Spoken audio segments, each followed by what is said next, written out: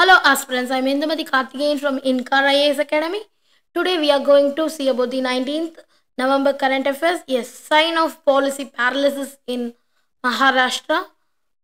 The news taken from Delhi edition. This topic is comes under the GS2, government policies and intervention for development in various sector, and also there is a issue arising out of the design and implementation. It is also covered the topic of GS4, probity in governance, that is ethics in policy making and also democracy, which is also comes under the preliminary topic of polity, that is election and government schemes. Context of this issue is there is a bank transfers before election or nothing but the distribution of cash for voters. The election season in Maharashtra is at a crossroads where the reformist agenda of electoral politics has been taken over by a monetary manipulation through the state apparatus. Through monetary consideration for votes are not new in politics, they were not structurally embedded in the state policy. Distribution of cash was a purely political phenomenon. The freebie culture, rooted through a state, has diluted the policy processes. There is a caste issues in electoral politics, that is in earlier decades there is a caste issues predominantly dominated in the electoral policy. Certain political parties criticize reservations, a policy of affirmation actions as a freebie, and there is a distribution of freebies as a political strategy. That is distribution of freebies was considered an important strategy for underdeveloped states in the countries. Items like color TV sets, laptops, mixer grinder, etc. were distributed in exchange for voter allegiance. And also there is a Maharashtra, the pioneering initiative. Maharashtra pioneered for the employment guarantee scheme in 1972, offering wages for work. The scheme was later adopted by the central government, that is now it's called Mahatma Gandhi National Rural Employment Guarantee Schemes.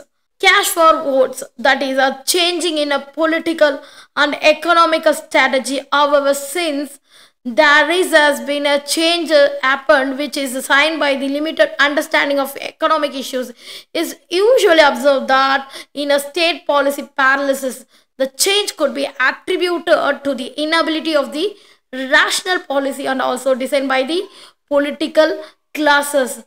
The Majhi Ladki Bahin Yojana, the first and foremost, is a backdrop of assembly election in Maharashtra. The ruling Mahuldi coalition announced this Mahili Ladki Bahin Yojana.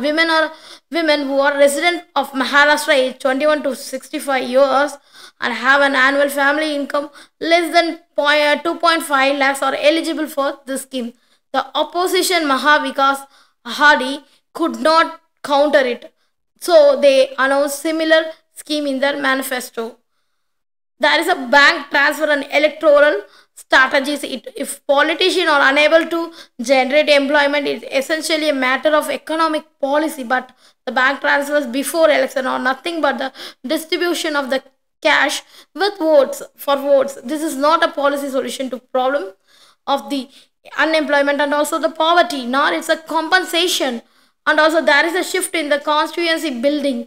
Traditionally, politicians would build a constituency by continuously engaging with the people. Most issues, including civic issues, that were resolved with the intervention of the people representatives. That is no longer the case today. Larger constituencies were built using social media and post truth narratives.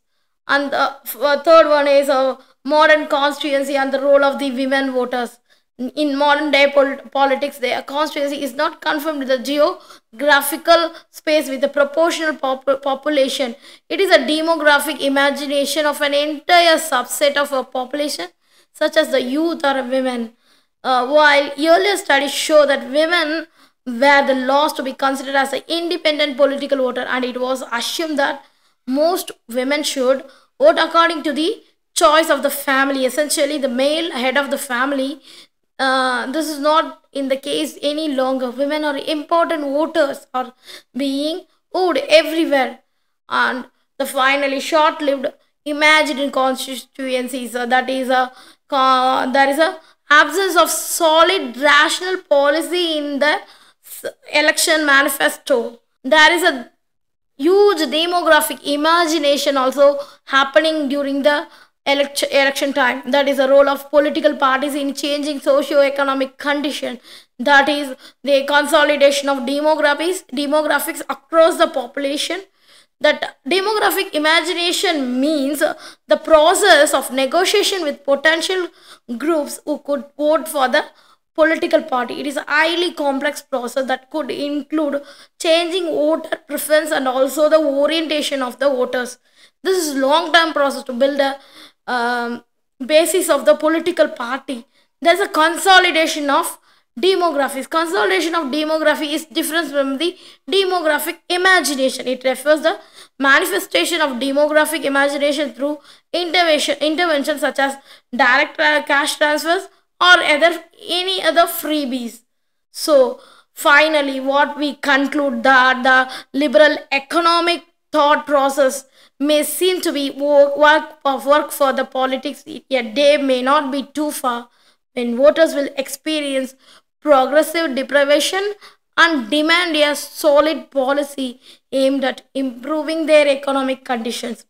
While the youth is known to be more demanding, women too will begin now demanding the employment rather than the accepting the 1,500 or to 3,000 per month.